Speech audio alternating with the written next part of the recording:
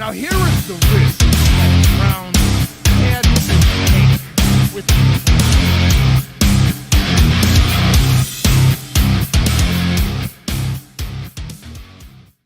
I love you, Cleveland, and I love you, Ohio, and a very pleasant welcome to this week's version of Bonus Time with Drennan here on the Big Play Sports Network. Hi, I'm Bruce Drennan, along with Ryan Smith, coming your way from Cape Coral, Florida, and we will be conducting the show for quite a few of the next weeks from here in Cape Coral. And great to have you with us. We have so much material to get to on today's show. First things first, though, Ryan, how you doing, partner? I'm doing wonderful, Bruce. Happy Wednesday. Glad the weather, I'm assuming, is nice in Florida. It's not so nice here, but glad you're doing well.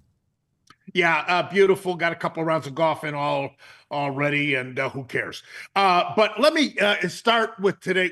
We have so much to cover with the pro playoffs, the college football playoffs, but I'd be remiss if I did not start with the Cleveland Cavaliers. Once again, a victory, 127-117 over Indiana, avenging the loss from the other night.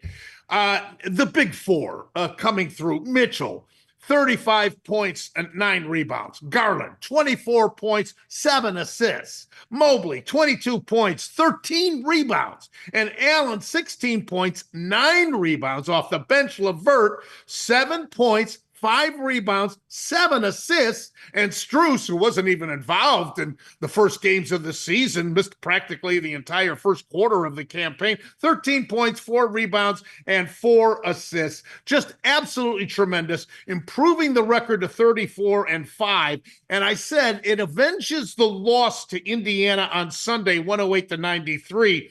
And, you know, this season so far is extraordinary.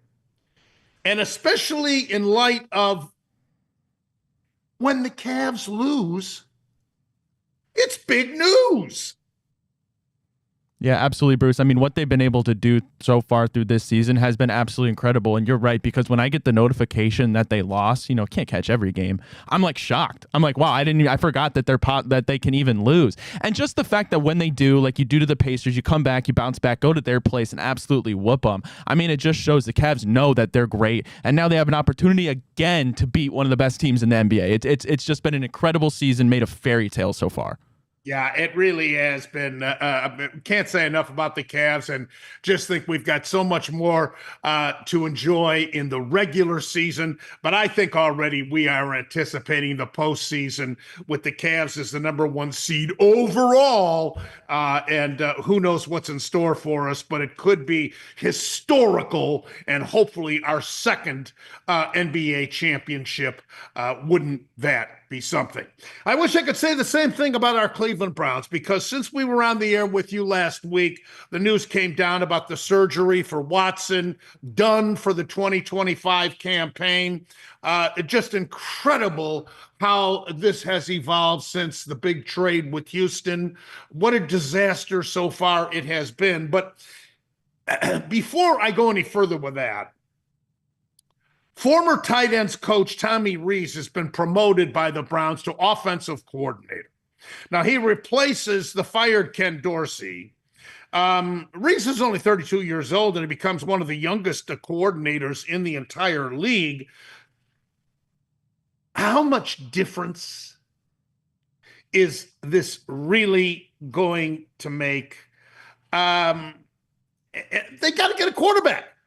They got to get a quarterback. And Deion Sanders has just recently said that he doesn't want his son playing for 2 teams in the NFL. Is one of those teams the Cleveland Browns? One could easily speculate. We got to be in the middle. I would say we're one of 5 of those candidates for sure.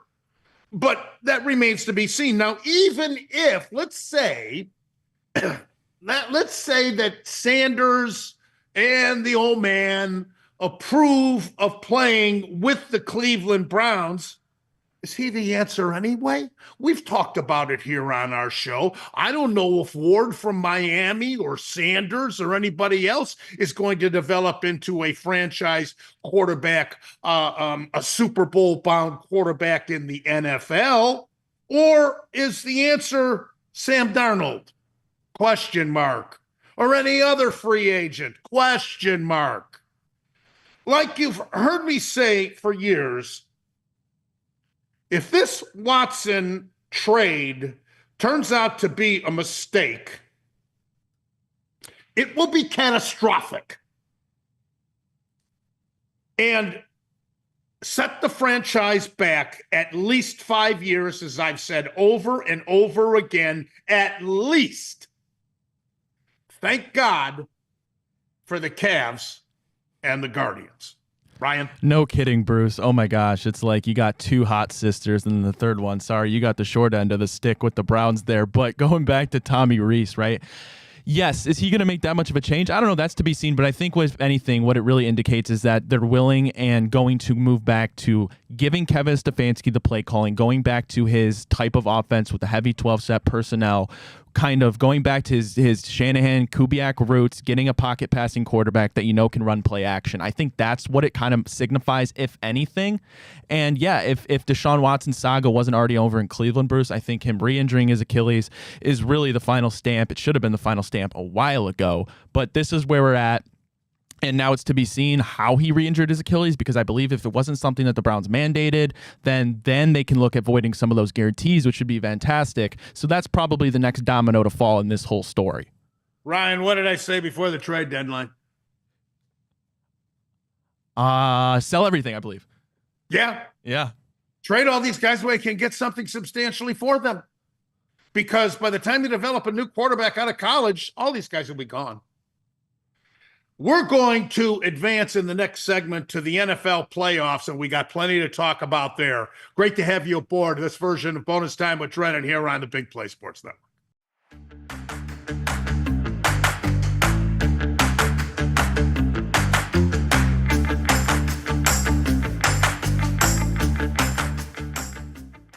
All right, back here, Bonus Time with Drennan, Big Play Sports Network. Bruce Drennan, Ryan Smith. Buffalo defeated Denver 31-7. No contest.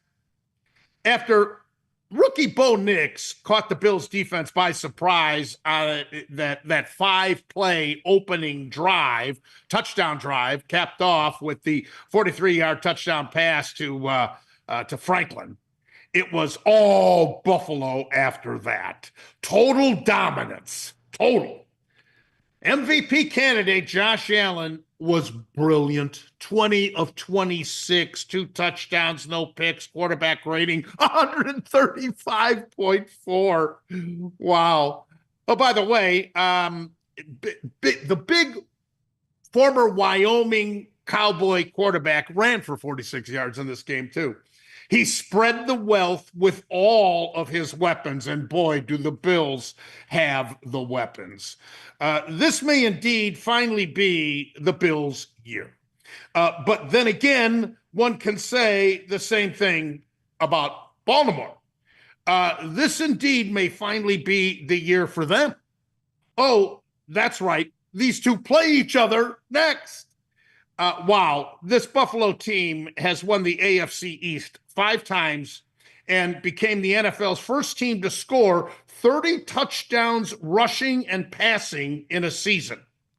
Meanwhile, I give the upstart Broncos credit for reaching the playoffs, but they were totally outclassed in this matchup.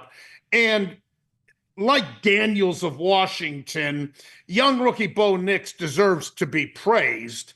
But when you consider the road to the Super Bowl, the AFC, you've got to go through Buffalo, Baltimore, and then let alone Kansas City. So good luck. Broncos have a long way to go. Ryan, quickly, any comment? Yeah, game went exactly how you'd expect. Great for the Broncos to even get to the playoffs. Not many people thought they were capable of, but like you said, Bruce, totally outclassed. Josh Allen proved again why I think he deserves MVP over Lamar Jackson. That case is to be determined in a little bit in the next upcoming weeks. But Bo Nix, great rookie season, reminds me of similar how Josh Allen, I believe, is either his rookie or second year, got a franchise out of the mud back to the playoffs. Ultimately fell in the first round, that wild card round. But Denver fans should be really happy. They seem like they got their guy, their future in Bo Nix for sure. Houston 32, the LA Chargers 12. Justin Herbert intercepted 4 times? Are you kidding me? Jim Harbaugh? Let me repeat. Justin Herbert picked 4 times? That really tells the whole story, doesn't it? Even though that's a career high for him, to do that in arguably his biggest game ever tells you enough to speculate that Herbert isn't the great quarterback that we all thought that he was. Get this, since the merger, way before Ryan here was even a thought, quarterbacks are 551-2 when throwing 4 or more interceptions in a regular season game and 3-33 in the playoffs.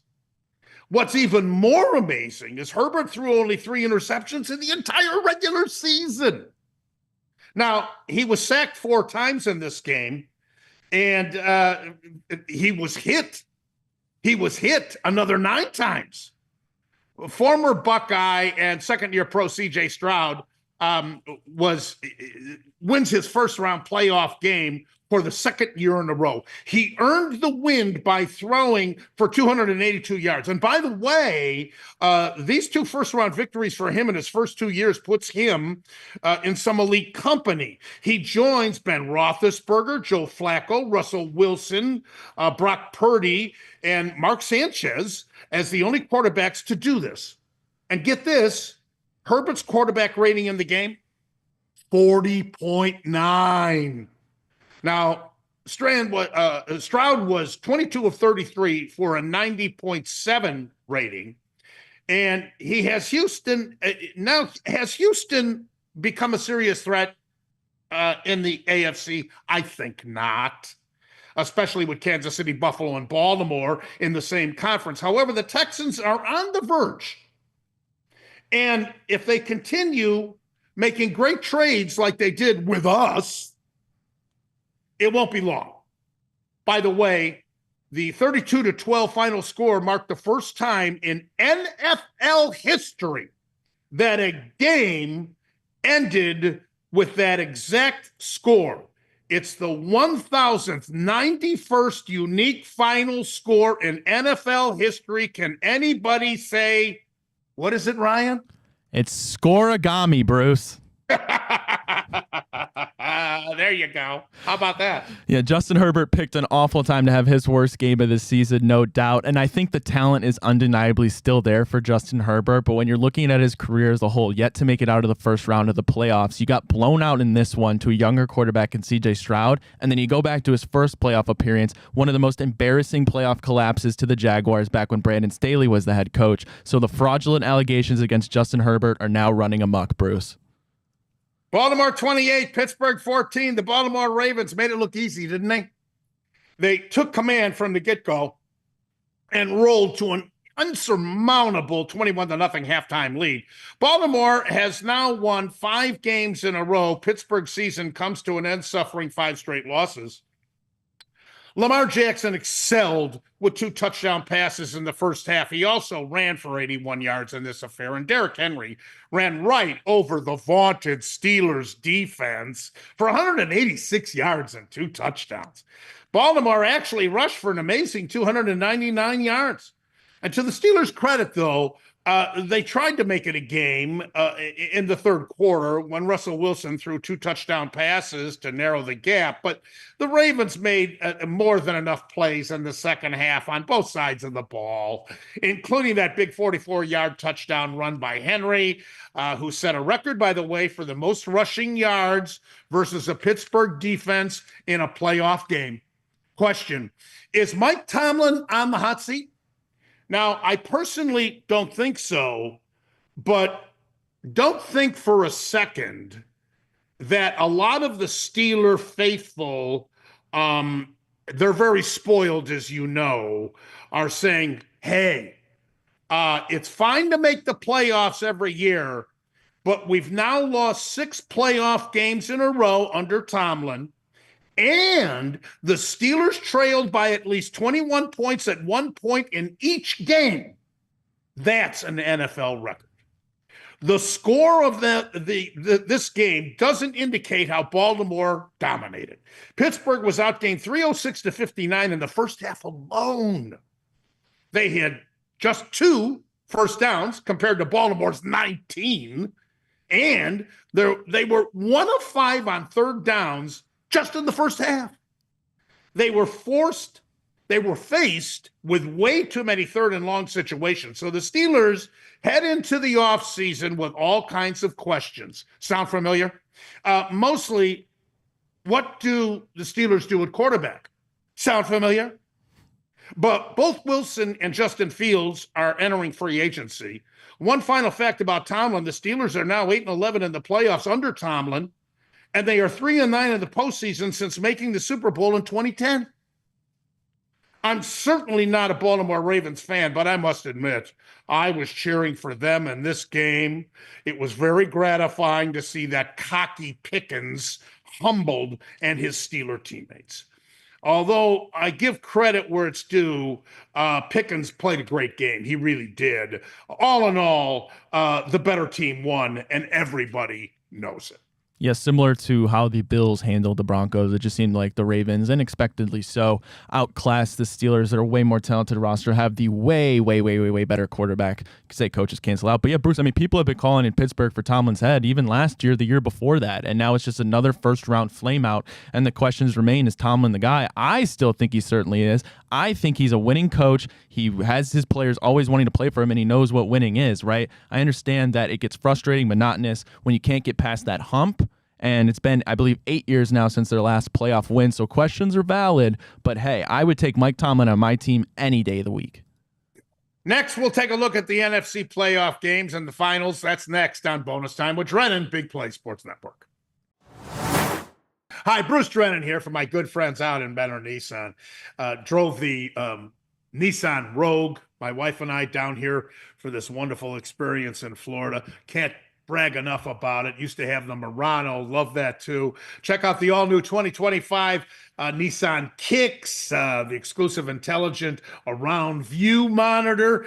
Take advantage of the new Nissan Maintenance Care that, of course, gives you 3 oil changes. It provides the first 2 years, 24,000 miles on qualifying new 2025 Nissan vehicles. And of course, Mentor Nissan been in business for so many years, teaming up now with Infinity of Akron, Infinity of Beechwood. Such a selection for you. Service staff, right on down from the top, of course, Ray Sminchak, the owner, Jamie, he partnered with the Infinity groups. And you're talking about a generation family-owned, operated company, certainly emphasizing and focusing on the high level of customer care and service, pillar in the local community.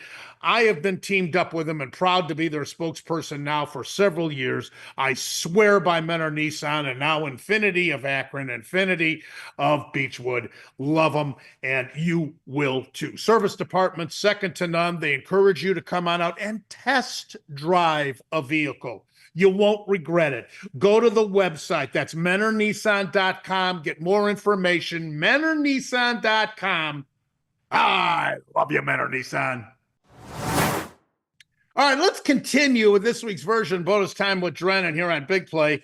Philadelphia, the NFC playoff games. Philadelphia 22, Green Bay 10. 4 turnovers for Green Bay. Philadelphia has the NFL's best defense, and it showed. Combined with the return of quarterback Jalen Hurts after a 3-week layoff for that concussion, Hurts was very, very efficient, going 13 of 21, 2 touchdowns, quarterback rating of 111.4. Meanwhile, his counterpart, quarterback Jordan Love, threw 3 picks and only has himself to blame for his team's loss in this one. Quarterback rating of only 41.5. And Saquon Barkley made his presence known once again, 119 yards rushing. To have that kind of a running weapon takes so much of the pressure off of Hurts in the passing game. And with that great defense, it makes the Eagles a very serious threat to win it all this year. Barkley wound up leading the league in rushing with 2,005 yards, and he's got to be in heaven considering he spent his first 6 seasons with the pathetic New York Giants. The pathetic New York Giants is right, Bruce. I mean, what can you say about Saquon Barkley? If it wasn't for Josh Allen and Lamar Jackson, I mean, I think he'd be the clear MVP. First time a running back would do that since 2012, so it's not surprising he doesn't get it. But yeah, Jordan Love, similar to Justin Herbert, awful time to play your worst game of the season. Now people are asking if the lucrative contract he signed back before this season was worth it. I still think it was. I still think he's talented. Like you said, the Philadelphia Eagles defense is legit, but I still think the heavy reliance on Saquon Barkley and asking him to do so much will catch up to them in the playoffs eventually. We shall see. Maybe by this team. The LA Rams 27, Minnesota 9. How about that Rams defense? Unbelievable. What a performance. This Rams defense sacked Minnesota quarterback Sam Darnold a record 9 times. 9 sacks and relentless pressure throughout. Meanwhile, Rams Super Bowl quarterback Matthew Stafford threw 2 TD passes. He led LA right down the field on their opening drive and built a 10-0 first quarter lead. Then in this game, of course, was moved to Glendale, Arizona, home of the Arizona Cardinals, and real close to Goodyear, where the Guardians and the Reds share that spring training facility. And of course, this is due to the tragic fires that have overwhelmed Los Angeles. How about Jared Versus scooping up the Donald fumble, and then the rookie linebacker went untouched, 57 yards for the touchdown. That made it 17-3, and for all intents and purposes, the game was over. Versus 6'4", 260, so his somersault celebration in the end zone was quite impressive. He actually said he thought about jumping up and dunking the football over the crossbar, but he said he was too tired to do so. But actually, Kello Witherspoon is to be credited for causing that fumble. By the way, it's estimated that 45,000 Rams fans made it to the desert for this game to support their NFC Western champions. Darnold's playoff debut saw him sacked 5 times in the first half, and he also threw a pick. Be reminded that the Vikings had a chance to earn the NFC's top seed in the final game of the regular season, but Darnold struggled in that loss to Detroit, and he's a free agent now. Hey, Browns fans, do you want Darnold? Not me. Stafford went 19 of 27 with 2 touchdowns, quarterback rating 117.7. Stafford, like Josh Allen of Buffalo in this win, spread the wealth with his talent. He completed passes to 8 different receivers, and the running of Karen Williams complemented the passing game of Stafford. Williams ran for 76 yards. Now, if you recall, leading into these playoffs, I said, watch out for this Rams team. They're very dangerous, Ryan.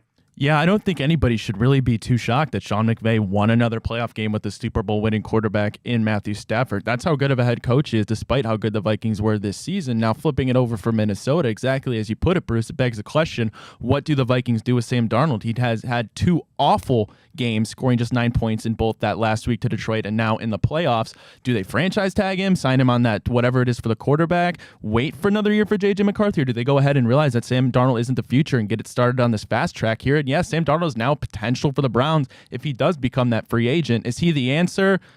It sounds like you don't think so, Bruce. No way. Browns, again, it's catastrophic, the Watson debacle and how it's evolved. It's just catastrophic. It's going to set this franchise back. And if you can't, I'm sure there's many that will dispute that, but I'll stand by that statement. I mean, hey, and that takes me to the next game. You know what I've said about Mayfield over the years. Well, Washington beat Mayfield in Tampa Bay 23-20. Rookie Jaden Daniels. Wow. What an upset. this franchise has new owners, a new general manager, a new coach, and a new rookie quarterback. Now, the former LSU standout ran for a critical first down to set up Zane Gonzalez's 37-yard field goal that actually hit the upright and bounced through for the game winner as time expired. It's been almost 2 decades since this franchise, then known as the Redskins, were in the playoffs. Daniels becomes the 3rd rookie in 3 years to win a playoff game, and C.J. Stroud and Brock Purdy were the other 2. Meanwhile, former Brown Baker Mayfield missed several opportunities and committed a costly turnover in the 4th quarter. I thought the difference in the game was when Tampa Bay couldn't get 1 yard on 2 tries at the Washington 12-yard line and had to settle for a field goal to tie the game. What followed was the game-winning drive by the Commanders. Now, it makes a big difference when you're on the road and you're losing and you have one last chance with the clock working against you, as opposed to being tied like the situation was here and knowing the worst scenario is that you're going to go into OT. Daniels threw for 268 yards, 2 touchdowns, no picks, and he had a quarterback rating of 110.2. Excellent. And this was his playoff debut, especially on the road. And he's the last rookie quarterback to win a playoff game on the road. The last time that happened was in 2012. Despite missing out on several opportunities, Mayfield was almost perfect in his passing, 15 of 18, 2 touchdowns, a 146.5 rating, really amazing in a losing cause. What stings for the Bucs in this this game is that they opened up the season with a 37-20 victory over the same Washington team at home. But that was Daniels' first game as a pro. He hadn't even gotten his feet wet yet. And by the way, he was 6 years old when the last time Washington was in the playoffs. Another big key in this game was when Mayfield fumbled the exchange on that handoff to McMillan early in the 4th quarter. That fumble recovery gave the Commanders the ball at the Tampa Bay 13-yard line. Then on 4th and 2 from the 5, Daniels found McLaren at the back end of the end zone for the touchdown. That made it 20-17. Now, Washington never punted in this game. What does that tell you? Former owner Daniel Snyder sold the Washington franchise to a group led by Josh Harris that includes Magic Johnson. They hired Adam Peters to the position of GM, Dan Quinn to be the head coach. They selected Daniels with the number 2 pick in the draft, and here they are. What a turnaround. And remember, they had to win key games at the end of the regular season to get into the playoffs. They wound up winning 5 in a row, including a 36-33 victory over Philadelphia and a 30-24 overtime victory over then contending Atlanta.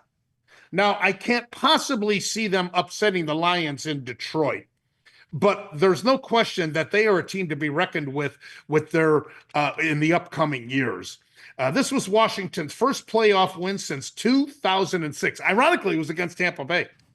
For Tampa Bay and Mayfield, it's a very disappointing finish to a season where they not only won their division, but were looking to advance further than they did a year ago when they qualified for the postseason.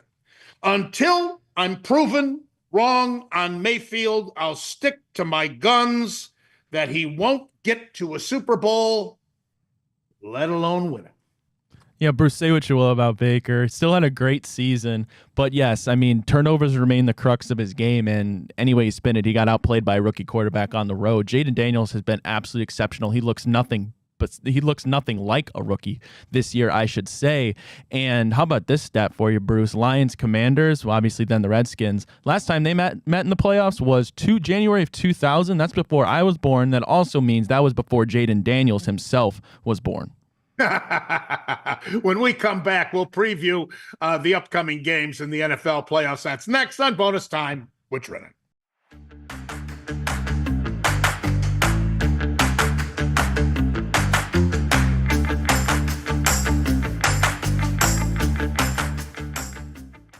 Well, now it comes down to handicapping these big pro games in this coming weekend. Houston's at Kansas City. The defending Super Bowl champs are an 8-point favorite. Texas won the week AFC South with a 10-7 record. They were very impressive in their wild card win against the LA Chargers, granted, but they're up against the two-time Super Bowl champs. The Chiefs will be so well rested, that's for sure, especially since that game that they gave away to the Broncos by sitting all of the regular players. And forget about them being rusty. Been there, done that in every scenario you can think of in the postseason. They have way too much firepower for the upstart Texans. And the Chiefs beat Houston 27-19 back in December at Kansas City. Also, in two previous playoff matchups, Kansas City against them is 2-0 straight up and against the spread. They've won by 20 or 30. They will win and cover in this game, Ryan. Yeah, I'm not even going to waste much breath or my precious brain power in this one. Mahomes 6-0 in the divisional round, totally outclassed.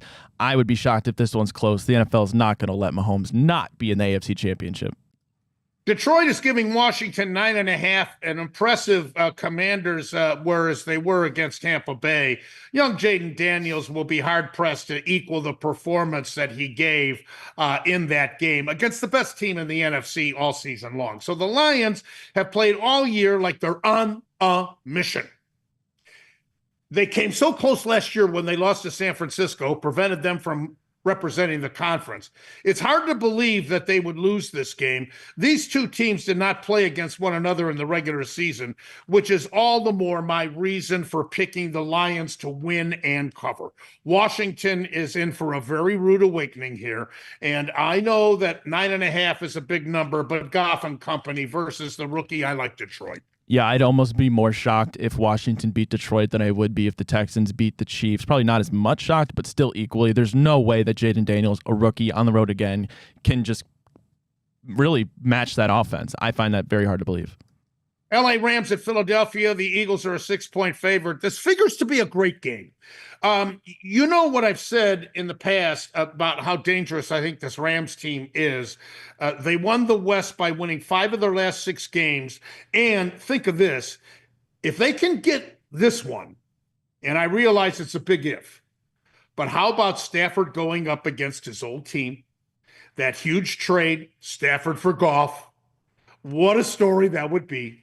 And by the way, Detroit beat the Rams in the opening game of the season at Detroit 26-20 in overtime. But they must first deal with this excellent Eagles team in a very hostile environment. Philadelphia beat Los Angeles on November 24th, 37-20 in LA. And regardless who wins this game, the NFC Championship in Detroit is going to be a great matchup. I'll take Philly but I wouldn't be surprised if LA covers. It won't shock me if they pull off the upset. Yeah, exactly. Again, I said never be shocked if Sean McVay wins another playoff game. I'm with you, Bruce. I'll take the Eagles. Their offensive line is way better than Minnesota's, best in the league, matter of fact. Way too much talent. Saquon Barkley will remain a problem, but it's going to be the Lions where they get upset, Bruce. And finally, Baltimore -1 at Buffalo. Call it a pick game. Now the toughest game of all to call. How do you choose between these two great teams? They've both been on the verge for years now. Obviously, the obstacle is Kansas City, and the winner of this game will again face that same gigantic obstacle. What's interesting, what should be Allen versus Jackson? Oh, my. Week 4, the Bills visited Baltimore and got hammered 35-10. However, Buffalo beat Baltimore 4 years ago in the divisional playoffs, for what that's worth. Both these teams have great offensive attacks with numerous weapons. Both these teams have great defensive units, although Buffalo has the challenge of curtailing Derrick Henry, that's for sure. Both these teams are on a mission, and if there was ever a pick'em game, this is it. Whoever gets the ball last, I think, will win the game. It's not a get-rich game. You pick it. I can't. I'll go with the Ravens, but it's going to be close. Bruce, this is just the 7th matchup in postseason history that two teams averaging 30-plus points per game are going against each other. I think Derrick Henry will ultimately be the X factor in this one, as he was earlier in the year. Baltimore's defense just has to play well enough, not good, well enough to give the Ravens a chance and limit Josh Allen. I'll take the Ravens to go on to the AFC Championship. We'll cover college when we come back in a minute. Bonus time with Drennan, Big Play Sports Network.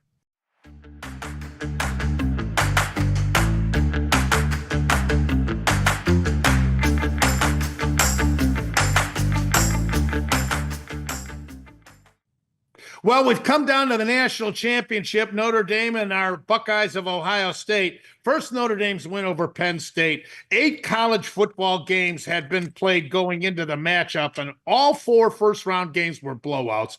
2 of the 4 second-round games were blowouts. Texas was lucky to prevail against Arizona State. An undermanned Georgia team put up a valiant effort against Notre Dame.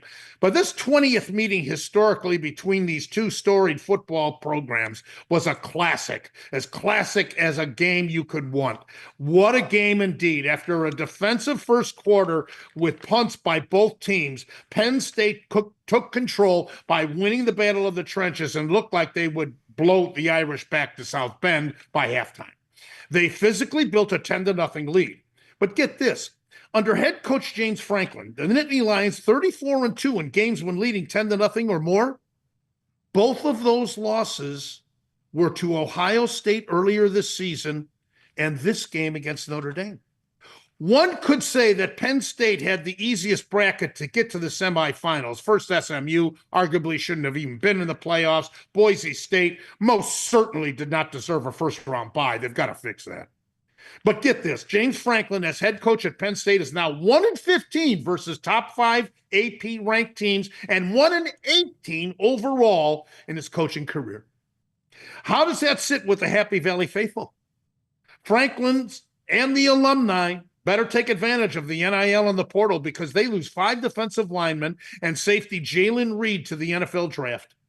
A big key to the comeback for Notre Dame was when quarterback Riley Leonard got nailed and had to leave the game because of a possible concussion, second quarter, but backup and likely starting quarterback next year, Steve Angeli, came in and did a tremendous job moving the Irish into position for a field goal right before the half, gave them momentum, made it a 1-score game, much needed momentum, and it paid off. Because Notre Dame was a different team coming into the second half, and they started dominating the line of scrimmage. They ran the ball with misdirection runs, really an outstanding adjustment. And they fooled those excellent Penn State defensive players big time. After the Irish tied the game at 10, as a result, the 2 teams went back and forth, nail-biting, excitement, frustration, blood pressure, rising nervousness. The game came down to the Medina native Penn State quarterback Drew Aller making a big mistake. He got picked by Notre Dame defensive back Christian Gray on a phenomenal catch by Gray. And that gave the Irish an opportunity to get into field goal position to win the game. Incidentally, Aller said on the interception that he was trying to throw it into the ground. However, he had just barely enough elevation on the throw to give Gray the room to get his hands underneath. And it was a legitimate call. Great play.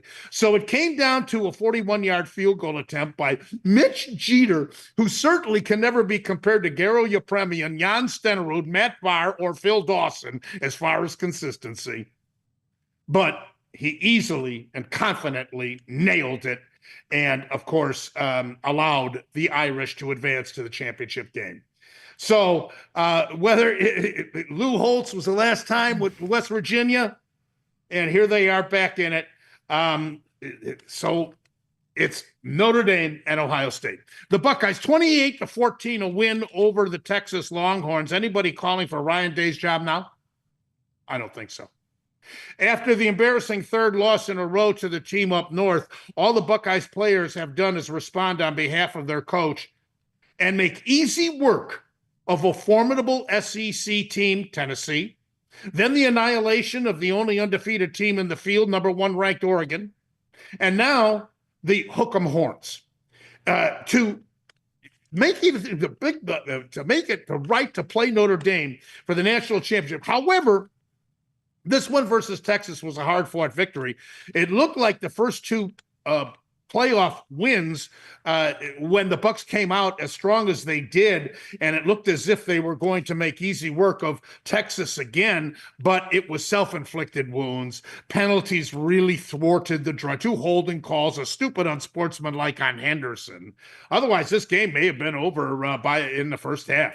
It allowed Texas to stay in the game, and forcing punts and giving the ball to the Texas offense, allowing their defensive team and coaching staff time to adjust. They did a tremendous job on freshman sensation Jeremy Smith. Real gutsy call, though, by Ryan going forward on 4th down on that lengthy 4th and 2 in the 4th quarter. Quarterback draw was drawn up by offensive coordinator Chip Kelly. That was brilliant. Totally caught the Texas defense by surprise, especially as good as the great Texas defense was playing. And then that Howard run would have resulted in a touchdown had he not tripped over his own feet. But it didn't matter because Judkins powered the pigskin over for the go-ahead TD. However, famous Buckeyes, former Buckeye Quinn Ewers, put together an impressive drive to put the game in position to be tied when former roommate Jack Sawyer on 4th and goal got to his buddy, forced a fumble. Ironically, the ball bounced right into his hands and off he went, 80 yards. What a play. Longest in playoff history. Amazing. I thought overall Howard, Kansas State transfer, championship style game. Ibuka stepped up. So did Tate, especially the way they smothered Smith. So a fabulous win for Ohio State, benefited most by the NIL and the portal, the roster, one of the most impressive in college football. $20 million they spent in the NIL at Ohio State. So bring on Notre Dame. Here we go, Ryan. Yeah, a lot to critique about the playoff format, of course, as there always is every year, but I don't think anybody could have drawn up a better championship game. 2 diehard loyal fan bases, Notre Dame head coach Marcus Freeman looking to win it all against his alum. I'm looking forward to it. I know you are. It should be an exciting classic. Now, Ohio State's a 9.5-point favorite over Notre Dame in this game, and 2 of the most storied programs in history of college football. Notre Dame hasn't won the championship since '88, as I mentioned, when Holtz was the coach. They beat West Virginia. Ohio State won in 2014 under Urban Meyer. They beat Oregon. Notre Dame's only loss came in week 2 at home against Northern Illinois. The Irish were a 30-point favorite in that game, and after that embarrassing loss, who would have thought that they'd be in this championship game forthcoming Monday evening? Amazing. Several impactful injuries as well. Cornerback Benjamin Morrison hasn't played since October.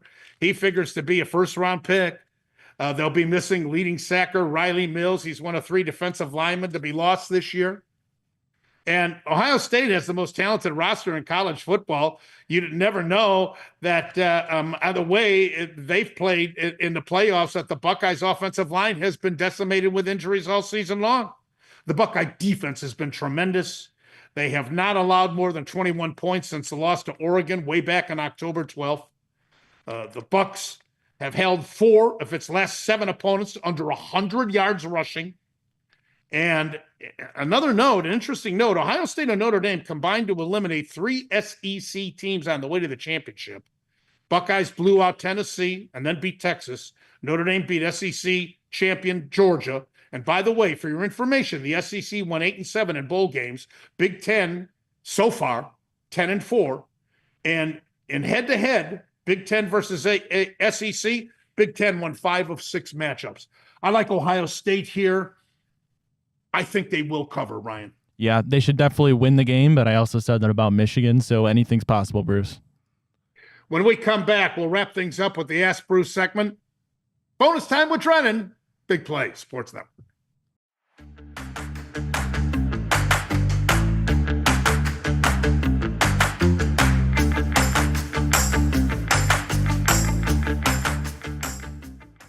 Okay, we wrap things up this week's version of the show with the Ask Bruce segment. Ryan, fire away, bud. All right, we'll start here with the Buckeyes. Hey, Bruce, after an impressive run to the national championship, can anyone still legitimately make a case for the Buckeyes to move on from Ryan Day regardless of the outcome of this national championship? No, and that's even if Notre Dame pulls off a stunning upset, and it would be a stunning upset. We just went through what Vegas thinks in the previous segment. 9.5, I think, is legitimate. No, even a stunning upset, and if it happens, it's not going to be a blowout. It's going to be, last minute of the game if Notre Dame pulls off the miracle. No, Day is safe. All right, well, this question is fitting as you just rattled off the SEC versus Big Ten stats. Hey, Bruce, after this season, are you willing to say the Big Ten is the new best conference in college football? That's a great question. That's you know what? This NIL and portal has changed things so dramatically. Look at Alabama. It's not just because Saban retired, DeBoer had tremendous success at Washington. It's this NIL. There's kids that have already played on 4 different. I heard one that was in his fifth school. You're supposed to only go 4 years in college. So I think that attributes a lot to it. But there's parity, a lot more parity, no question about it.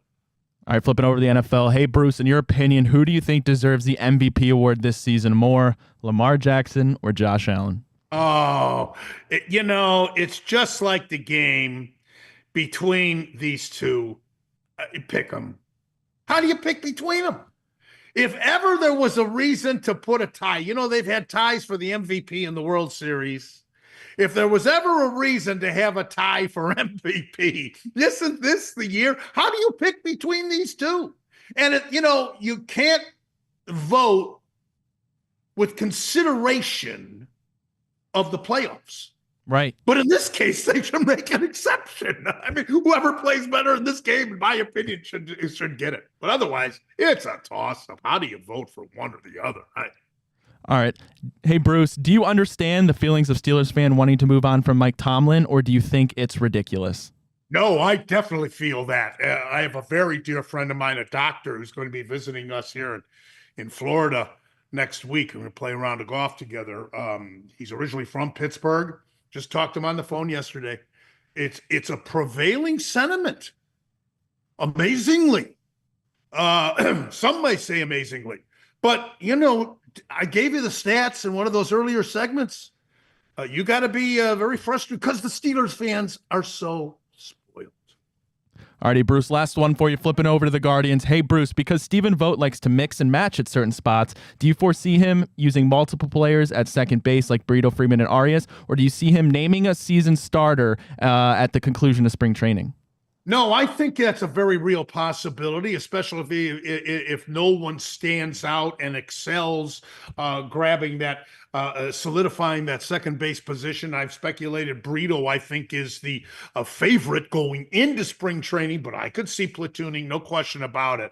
All right, that's all the time we have this week's version. Bonus time with Drennan here on the Big Play Sports Network. Hope you enjoyed the show. We'll be back with you next week talking about the national championship, all these NFL playoff games, and much, much more. I'm Bruce Drennan on behalf of Ryan Smith. Have a good one. We'll see you next week. Until then, as always, and most importantly, you remember, I love you.